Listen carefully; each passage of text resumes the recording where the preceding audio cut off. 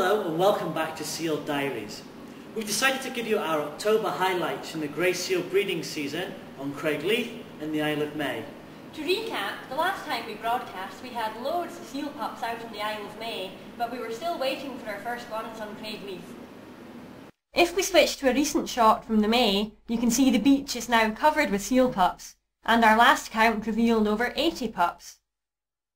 Now these guys are obviously quite hungry. Remember, they have to put on weight rapidly if they're going to survive, and we saw this happening right below our beach camera. Not one, not two, but 3 pups all hassling this poor mum for some milk. Now you can see the bigger pup throwing its weight around a little bit and pushing the smaller one out of the way. What a bully! But have we seen our first pups out on Caigth, Leith? Well, we started seeing the odd seal in the water. There she is, around the 20th of October.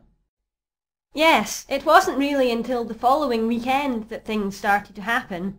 We were watching a seal all day on Monday, that's the 29th, and eventually, late on in the afternoon, she had her pup. And here it is, our first pup born on Caigth, Leith. We decided to call this little one Tony. Now some really interesting things happened after Tony's birth. Here we can see Tony's mum lying on her side, ready to give Tony his first shot of milk.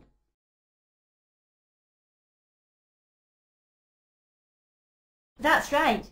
Now, if we speed the footage up a little, we see that Tony doesn't in fact take any milk.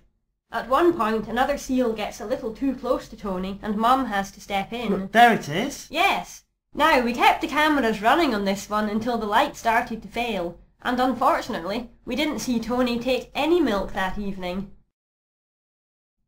But it's not all bad news, because here he is, the following day, looking well rested and a little bit bigger.